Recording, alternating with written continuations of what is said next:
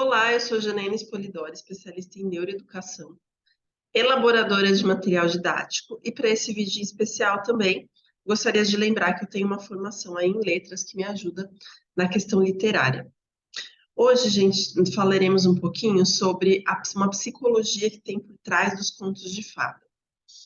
Os contos de fada, eles são muito analisados mundialmente, porque embora eles tenham sido feitos aí pós-idade medieval, que é uma coisa que eu vou até explicar no comecinho dos slides, nós temos coisas por trás dos mensagens, digamos que sejam mensagens subliminares, por trás das histórias infantis que nem todo mundo percebe. Enquanto profissional da educação, a gente tem uma matéria que se chama psicologia. Nem todos tiveram em psicologia essa questão da psicologia das histórias, mas ela é super importante porque a mensagem que quer ser passada às vezes chega mesmo na criança. E quando a gente conta as histórias infantis, nem sempre a gente percebe que junto com a história vai algumas dessas mensagens.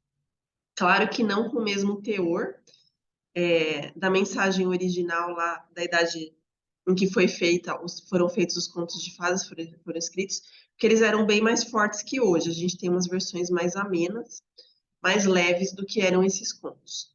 Hoje a gente vai falar um pouquinho da Bela Adormecida.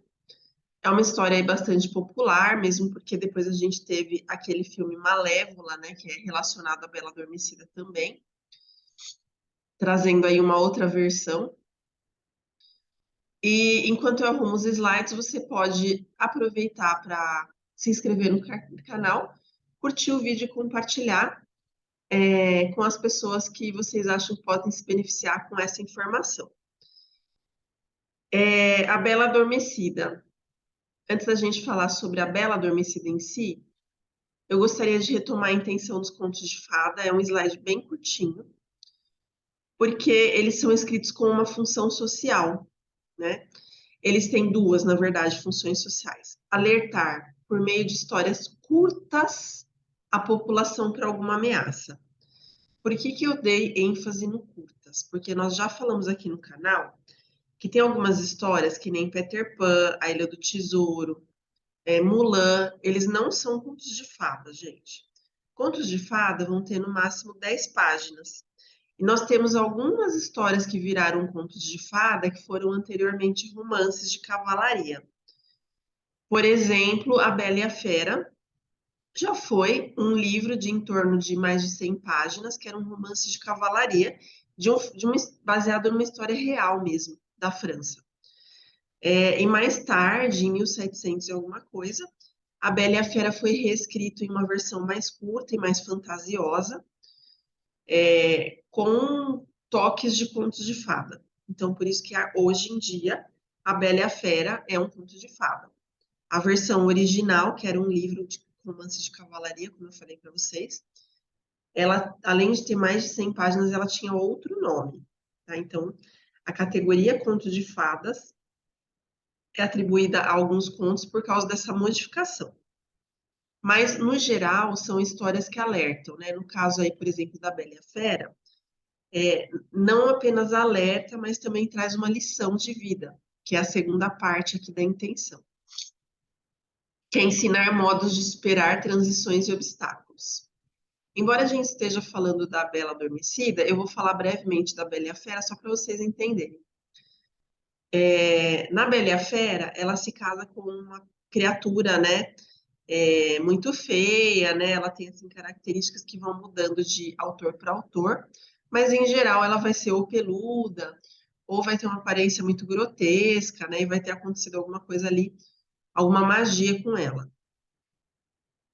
A Bela e a Fera, gente, foi feito assim com a intenção de consolar, entre aspas, as meninas da época, porque elas eram jovens muito bonitas, né, com 16, 15 anos, que se casavam com homens de 3, 4, 5 vezes a idade delas. Então, elas eram uma moeda de troca comercial para as famílias. E A Bela e a Fera é uma história exatamente disso, que a pessoa vai se casar, a menina vai se casar com a fera, né, que seria essa pessoa mais velha, mas ela pode ter os medos aplacados, né? Porque pode ser que o cara tenha um bom coração, que é essa mensagem que o conto tenta passar. Cada um dos contos vão ter características próprias, com mensagens próprias, e são mensagens muito explícitas, que com o tempo foram se perdendo e se tornando mais fantasiosas e menos sinal de alerta para as pessoas. A Bela Adormecida, ela também traz uma superação, né? Então vai ensinar a superar um obstáculo e uma transição da vida.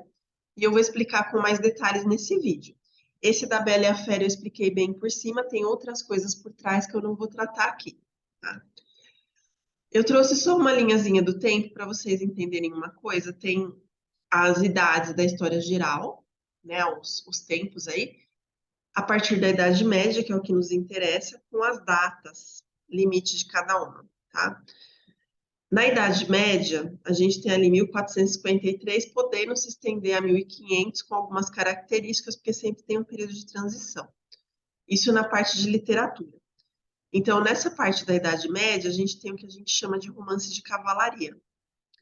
Na Idade Moderna, é quando são criados os contos de fada. Então, eles pegam histórias que circulavam já na Idade Média, né, durante a Idade Média, seja ela a baixa, alta ou a média, e eles transformam essas tradições orais ou até alguns romances de cavalaria em contos de fada. E na Idade Contemporânea, que é o que vem depois, que é o que a gente tem Alice no País das Maravilhas, Peter Pan, então você tem que ver a data de publicação. A gente já tem os romances ficcionais juvenis, tá? Então, são coisas diferentes. Romances de cavalaria na Idade Média, contos de fada na Idade Moderna e romances ficcionais juvenis na Idade Contemporânea, tá? Então, são gêneros literários diferentes. Vamos falar agora, gente, sobre a Bela Adormecida. Já falei da Bela e a Fera, agora vamos para outra Bela. Tem aí um pouquinho da história, mas eu acho que vocês lembram, eu até pus a Malévola aí para lembrar bem quem ela é. A Bela nasce, né? Ela é filha de um rei e de uma rainha, de um reino muito próspero, e várias fadas visitam ela. Uma dessas fadas, eles esqueceram de convidar, e ela ficou muito brava. E daí o que acontece? Em lugar de dar um dom para a menina que nasceu como presente, ela dá uma profecia e, na verdade, uma maldição. E ela diz que quando essa menina fizer 15 anos, ela vai picar o dedo numa roca e morrer. Como faltava uma fada para dar o dom, essa fada que faltava, ela acaba revertendo parte. Ela fala: olha, eu não consigo fazer com que ela não pique o dedo, né? Porque eu não tenho esse poder. Mas eu posso fazer com que ela durma por 100 anos, ela e o rei. Então, esse é o presente da outra fada boa. O que que acontece? O rei fica tão desesperado que durante os 15 anos da menina, desde que ela tem esse evento, né, no batizado, até os 15 anos, ele manda queimar todas as rocas do reino. Para quem não lembra, gente, roca é aquele instrumento, geralmente de madeira, né, que ele é feito para fiar tecido, fiar, fazer fios, né, para tecido. Então, ela tem uma agulha, né, muito pontuda, que passa ali o fio, e ele acha que as rocas são uma ameaça à filha dele. Então, ele se empenha muito por, durante todos esses 15 anos, queimar todas as rocas do reino, até que não sobre nenhuma e a ameaça passe, né? Então, bem fantasiosa aí a coisa. Mas a gente tem uma simbologia ligada a essa roca, que ele manda queimar todas. Uma coisa importante que eu preciso dizer é que esses dons das fadas boas, eles não têm muita ligação com a intenção da história. Então tá ali só para fazer frufru mesmo. E dependendo da versão da história, porque a gente tem mais de 50 versões de Bela Adormecida, dependendo da versão, a gente vai ter entre 3 e 13 fadas boas, tá? A versão que eu conheço, que leram quando eu era pequena, que eu acabei tendo mais contato, tem 3 fadas boas e mais a Malévola, né? Que é a Flora, a Primavera e uma outra fadinha que eu já não tô lembrando o nome, faz muito tempo que eu não leio. E a Malévola, né? Mas a gente tem versões com até 13 fadas, porque eles contam ali como os 13 ciclos lunares do ano. Né? Vai depender aí da cultura local. Porque o conto de fada, ele é muito ligado à cultura local, já que ele quer alertar sobre alguma coisa da sociedade, algum perigo social ou alguma transição humana, acaba tendo uma ligação com a cultura do lugar. O que é uma coisa constante nos contos, embora a gente tenha essa mudança de número de fadas de um conto para o outro, de uma versão para outra, a Roca vai estar sempre ali, a Roca que sobrou, e sempre vai ter uma fada boa que vai reverter a morte da Bela Adormecida. E a Roca, essa questão dela dormir por 100 anos, né, ou dela picar o dedo e desfalecer, vai remeter à passividade do final da infância. O que que acontece? Quando a gente acaba a infância, que é uma época aí de muito movimento, o nosso corpo percebe que a gente tem um menor movimento. E ele vai entrar naquele período que a gente chama de puberdade, que é quando o corpo começa a se modificar para a adolescência. Né? O que que acontece nessa parte? A roca vai simbolizar exatamente isso. O momento que a infância passou e a menina vai começar a entrar na adolescência. Gente, o que que marca esse período entre infância e adolescência para as meninas? Então, antes de eu continuar, eu gostaria até de fazer um acréscimo aqui. Na época da pandemia, as crianças ficaram muito em casa. E daí a gente teve aí muitas meninas que tiveram um adiantamento da primeira menstruação. Então, elas tiveram aí uma aceleração da puberdade. Não apenas na pandemia, mas depois dela e até um pouco antes, a gente tem vários casos dessas meninas. E eu gostaria de deixar aqui um alerta do motivo disso, gente.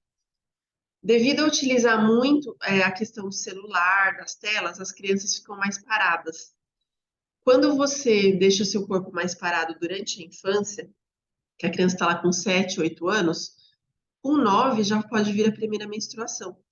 Porque se a criança ficou passiva, o corpo dela entende que acabou a infância dela e que ela precisa entrar na próxima fase. Então, por isso que a gente tem um adiantamento biológico da primeira menstruação.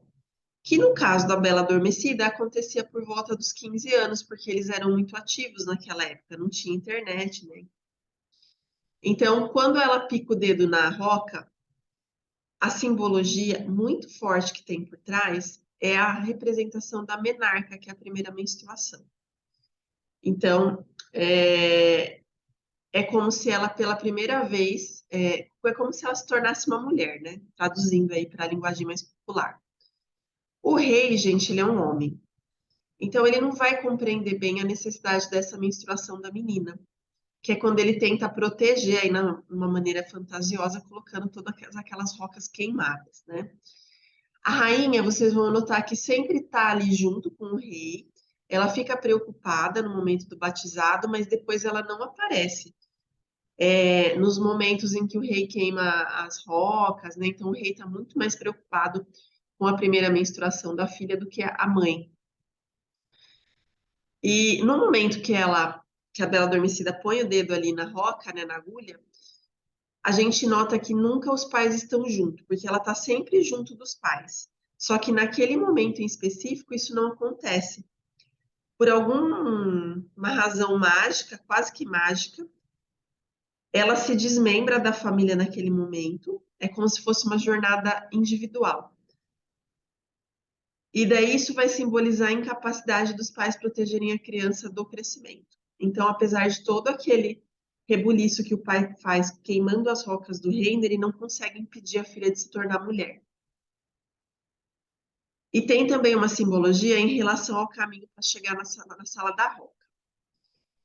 Eu gostaria de dizer, né, antes da gente ir para a sala da roca, que esse momento do vídeo ele é um pouquinho mais forte. Então, considerando que a gente está dentro aí da área de pedagogia, e eu estou trazendo uma parte bastante científica da coisa, porque é uma análise psicanalítica, feita em vários estudos, assim, tem estudiosos que cuidam disso, eu já li vários livros sobre esse assunto, e eu tive no magistério, gente. Atualmente na pedagogia eu não sei se tem, mas quando eu estudei magistério a gente tinha uma matéria de psicologia literária, né? Então ali eu estudei essa parte aí também. Essa próxima parte é sobre o quarto, a simbologia ligada ao quarto, porque ela, o que que acontece? Quando a pessoa vira adolescente, a gente começa a ter novas experiências, né? Então a gente começa a se interessar por coisas que a gente não se interessava na infância. Para a Bela Adormecida chegar até a roca, que está isolada, porque o rei não viu essa roca, né? Ela sobrou ali, ela passa por uma escada circular. Essa escada circular significa exatamente essa confusão, esse conflito de interesses, porque antes a menina gostava de brincar de boneca e agora ela vai se interessar por rapazes, no caso aí da Bela Adormecida. Então, essa escada circular representa as novas experiências que ela vai ter no campo sexual. Então, olha como vai fundo a coisa. A porta com fechadura já alerta para a questão da relação em si, a relação sexual. Então, o quarto ele tem uma conotação muito dentro dessa questão aí de reprodução, de sexualidade, né? Então, ele é uma parte bastante forte do conto. No conto original da Bela Adormecida,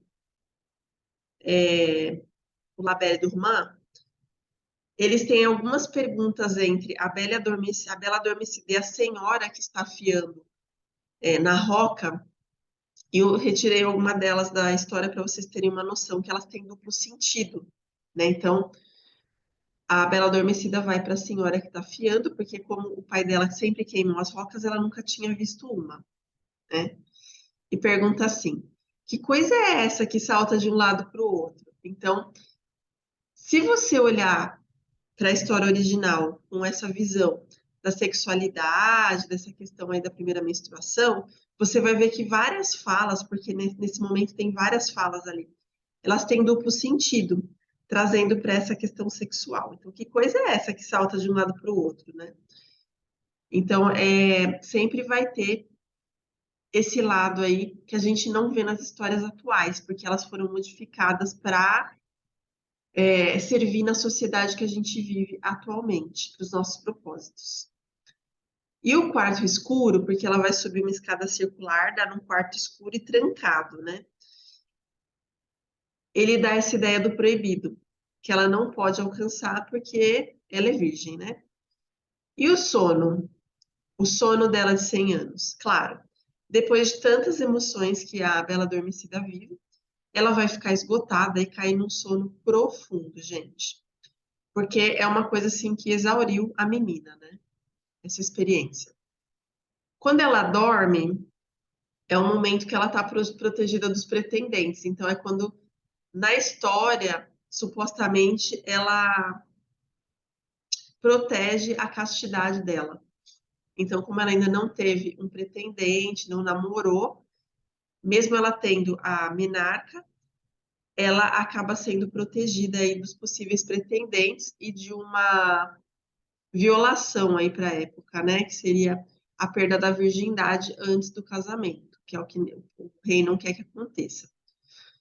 Durante o sono se tornam beldades, então no sono ela fica muito bonita, né? Ela permanece ali quase que uma fada deitada. E daí representa a puberdade, que são as mudanças que ela vai ter no corpo para esperar o príncipe dela, entre aspas aí, né? E o beijo do príncipe vai ser o que desperta a feminilidade da Bela Adormecida. Então vejam que é todo voltado para explicações da época, né? Que vai acontecer uma coisa no seu corpo, né? Mas você não precisa se preocupar. E depois, né, dessa transição, você tem que tomar cuidado com os pretendentes. Então é como se falasse assim: olha, depois que acontecer com você, você toma cuidado com os meninos, hein? Então é uma coisa assim bem nesse sentido para a época. Eram histórias que não eram, como eu falei para vocês, fantasiosas. e que elas eram bem diretas na intenção mesmo, e eram contadas para crianças, porque com 14, 15 anos, essas meninas já se casavam com homens bem mais velhos e experientes que já estavam ali na segunda, terceira, quarta mulher, né? Então, é uma coisa aí bem da época mesmo, da Idade Moderna. Você gostou desse conteúdo? O que que aconteceu, gente? Por que que eu trouxe esse conteúdo um pouquinho mais forte aqui no canal? Que a gente vai ter daqui a pouco, né? Em pouco tempo, ainda não tenho a data exata, mas a gente vai começar o curso de gêneros textuais. E o primeiro módulo são os contos de fada. Não é um módulo pequeno, como vocês estão vendo aí, eu trouxe o conteúdo inicial que eu vou tratar, pode ser que ele amplie, menos que isso não vai rolar.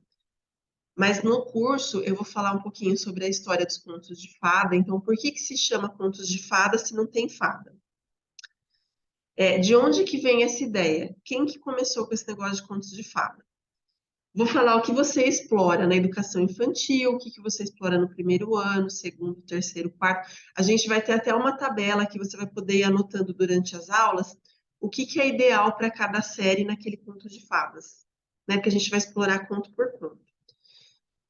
A gente vai ver os principais autores e os autores de um só conto. Esse é interessante, porque se vocês pensarem, a gente está muito acostumado com Irmãos Grimm, com Hans Christian Andersen e com Charles Perrault, que são os mais famosos. Mas quem escreveu Os Três Porquinhos? Porque nos Três Porquinhos você quase não viu o autor. Porque o autor dos Três Porquinhos, ele só fez Os Três Porquinhos, que ficou famoso. Então, por isso que eu chamei de autores de um só conto, né? A gente tem versões de um mesmo conto. Então, a gente vai ter, por exemplo, comparando a Cinderela do Grimm com a Cinderela do Perrault. Quais são as semelhanças e diferenças? Em qual série você utiliza qual versão? Né? Porque isso é super importante, que a gente tem uma questão da BNCC atrelada e do marco de desenvolvimento da criança, porque não dá para a gente contar uma história sangrenta, né? Porque uma das versões é bem sangrenta, para uma criança de primeiro e segundo ano. A gente vai contar isso mais para quarto, quinto ano, explicando que é uma outra versão, que foi um outro autor que escreveu, mas que a gente tem uma variedade aí para escolher. Vai ter uma aula sobre características dos contos de fada, para vocês não serem mais enganadas pelas editoras em relação a isso. Vou até falar quais são, depois do curso, os livros que vocês podem confiar e quais que vocês não podem. Vou dar dicas de produção de texto, como que funciona o parágrafo na questão de contos de fada, porque é muito específico para parágrafo em contos de fada. A gente não pode fazer da forma como nós fazemos em outros textos. O uso da repetição, que eles cultivam aí, é uma característica de contos de fadas, e um negócio da passagem de tempo. Como conteúdo extra, vocês vão ter aulas também como essa que eu dei da Bela Adormecida. Só que com outros contos, a gente vai falar da Chapeuzinho Vermelho, do João e Pé de Feijão, vocês vão ficar assombrados o que tem por trás daquilo.